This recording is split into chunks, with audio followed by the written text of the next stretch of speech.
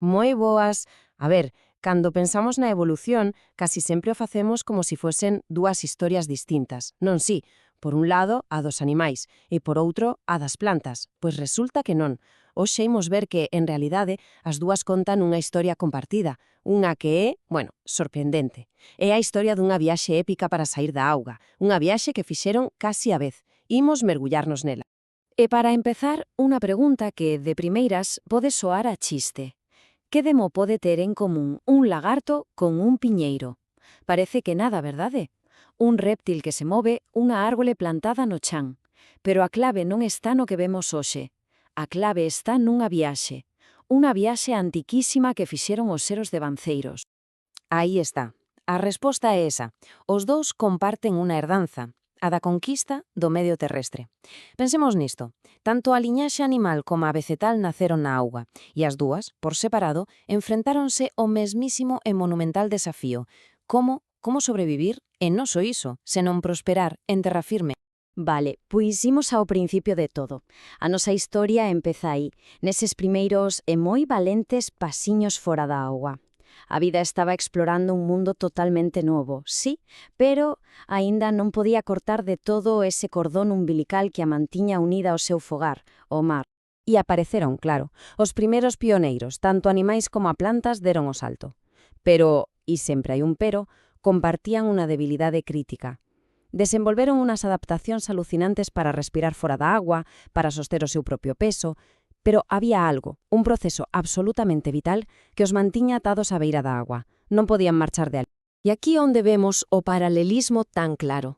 Mirade, os primeiros animais en terra, os anfibios, pois sí, tiñan pulmóns e todo iso, pero tiñan que poñer os seus ovos na agua, porque non tiñan casca. E as plantas, as primeiras como os musgos e os fentos, pois o mesmo, necesitaban auga para que as súas células reproductoras, os gametos, puidesen nadar e atoparse. Para uns e para outros, a reprodución, esa era a súa gran debilidade, o seu talón de Aquiles. Pero entón chega o momento clave, o punto de inflexión de toda esta historia. O intre no que as dúas liñaxes por separado pero de forma increíblemente paralela, atopan a solución. Unas innovacións revolucionarias que por fin lles permitiron romper esas cadeas e, agora sí, conquistar de verdade os continentes. Porque ese era o gran desafío, non? A pregunta do millón. Como te reproduces en terra firme sen que todo se seque e morra? Para dominar o mundo terrestre non chegaba con poder vivir nel. O crucial era poder reproducirse nel. Como aseguras que a seguinte xeración sobreviva lonxe da auga? Pois ben, a solución dos animais foi xenial. Unha auténtica maravilla da evolución. O ovo amniótico. Imaginadeo como un estanque privado e portátil. Unha pequena burbulla de auga persoal para o embrión. A cascadura protexió de secar e dentro tiña todo o que precisaba para medrar. E con isto, bum, os réptiles quedaron libres. Xa non tiñan que volver á auga para nada, podían poñer os ovos onde quixeron. E as plantas? Pois atoparon unha solución que é espectacularmente parecida. A semente. A semente, se o pensamos, é basicamente o mesmo. Un embrión vexetal, pero blindado. Ven coa súa propia armadura protectora e, atención, a súa propia merenda, a súa reserva de alimento. Isto cambiouno todo. A fecundación xa non necesitaba auga por fora. A reproducción, por fin, era independente. E se poñemos as dúas solucións xuntas, é que é alucinante. Védelo aquí. Unha cascadura por un lado, unha cuberta protectora polo outro, unha contorna húmeda para o embrión animal, un escudo para o vexetal. E o resultado? O mesmo para os dous, independencia total da auga. Isto é un exemplo de manual do que os biólogos chaman evolución converxente, dos camiños totalmente distintos que chegan á mesmísima solución para o mesmísimo problema. Increíble. E claro, unha vez que resolveron isto, abríronse as comportas. A evolución desatouse. Unha vez libres desas cadeas que os ataban á auga, tanto animais como plantas explotaron. Tivo lugar unha diversificación brutal enchendo absolutamente todos os recunchos no planeta. No lado animal, a cousa foi así. A partir deses primeiros réptiles que puxeron o ovo amniático á árbore da vida, estalou. Por unha banda, unha pola deu lugar ás aves, que non só tiñan plumas e sangue quente, senón que conquistaron os ceus. E por outra pola levounos aos mamíferos, con pelo, tamén de sangue quente. E, bueno, a maioría levou a protección do embrión ao seguinte nivel, a xestación interna, o parto de crías vivas. E no reino vegetal pasou exactamente o mesmo. As plantas con semente, as que chamamos espermatófitas, tamén se diversificaron a esgalla.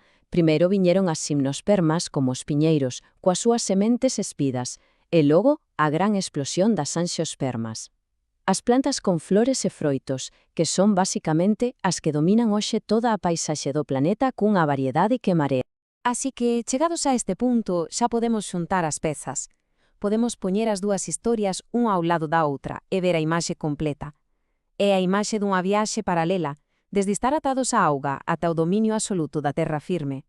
E esta táboa final resume o todo á perfección. É que é impresionante. Mirade, tanto plantas como animais seguiron os mismísimos pasos. Primeiro, antepasados na auga. Logo, uns pioneiros en terra que aínda necesitaban a auga. Despois, os conquistadores independentes, grazas a esa innovación clave, a semente por un lado, o ovo polo outro. E, finalmente, as formas avanzadas que dominan o mundo hoxe. É literalmente a mesma historia, só que contada en dos idiomas biolóxicos diferentes. Exacto. A conclusión de todo isto, a idea clave, é precisamente esa. A gran historia da evolución en terra firme non vai solo de ter pulmóns ou raíces, non.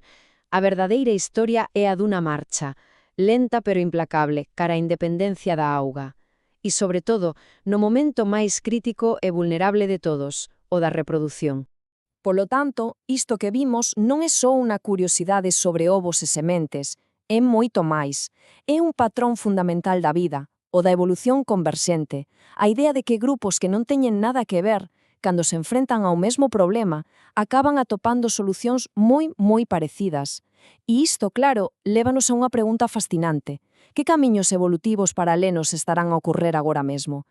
Que grandes desafíos está a enfrentar a vida hoxe, quizáis diante de nós sen que nos decatemos?